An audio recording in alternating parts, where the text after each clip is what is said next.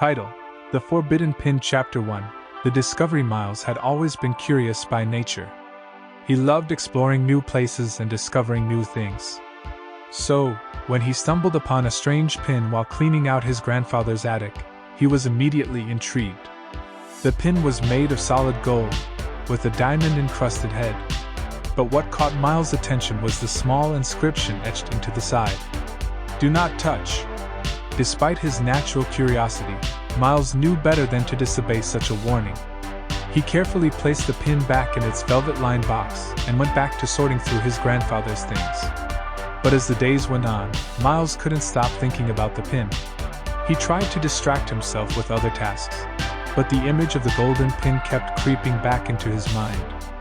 Finally, he couldn't take it anymore. Late one night, long after everyone else had gone to bed, Miles tiptoed up to the attic and quietly retrieved the box containing the pin. He tried to resist the urge to touch it, but before he knew it, his fingers were grazing the intricate pattern on the pin's head. Suddenly, Miles was transported to a strange, new world. Chapter 2. The Forbidden World. The world Miles found himself in was unlike anything he had ever seen before. The sky was a strange shade of purple, and the trees were tall and twisted, with branches that seemed to move of their own accord. Miles stumbled around in confusion, trying to make sense of his surroundings. He soon discovered that he was not alone, as a group of creatures emerged from the shadows. They looked like a cross between a lizard and a bird, with iridescent scales and large, intelligent eyes. They cautiously approached Miles, and one of them spoke in a language he could not understand. Miles was terrified at first, but the creatures quickly realized that he meant no harm. They took him under their wing, so to speak, and taught him their language and customs. As the days went on, Miles found himself falling in love with this strange, new world. He learned to fly on the backs of the bird lizards and explored forests that seemed to go on forever.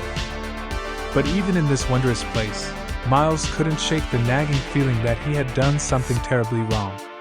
Chapter 3. The Return. It had been weeks since Miles had last seen his home world. As much as he loved his new home, he missed his family and friends.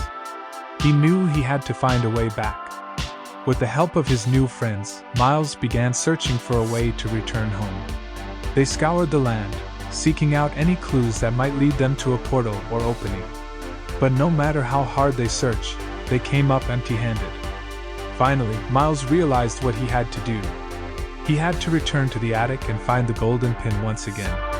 But this time, he would use it to return home. Chapter 4. The Consequences. Miles gripped the golden pin tightly as he recited the words he had learned from the bird lizards. Suddenly, a bright light enveloped him, and he felt himself being pulled through space and time. When he opened his eyes, Miles was once again in his grandfather's attic. He breathed a huge sigh of relief and smiled as he thought of all the adventures he had experienced. But that feeling was short-lived. As soon as he returned home, Miles realized that something was wrong. His once peaceful life was now filled with chaos and destruction. The streets were overrun by strange, otherworldly creatures, and buildings were crumbling to the ground. It wasn't until he saw a familiar bird lizard in the distance that Miles realized the severity of his mistake. By using the golden pin to return home, he had inadvertently let dangerous creatures into his world. Chapter 5. The Redemption. Miles knew he had to do something to right his wrongs. He approached the bird lizard and explained the situation. Together they came up with a plan to banish the creatures back to their own world. It wasn't easy, but Miles was determined to fix what he had caused. He worked tirelessly to gather the materials and knowledge they needed to close the portal between the two worlds. It was dangerous work, but he knew it was the only way to restore order. Finally, after weeks of hard work, Miles and the bird lizards successfully closed the portal. The dangerous creatures were banished back to their own world, and Miles' world was once again at peace. It was a hard-learned lesson for Miles. He now understood the consequences of his actions, and the importance of listening to warnings. But even though he had made a mistake, he was able to use his determination and resourcefulness to set things right.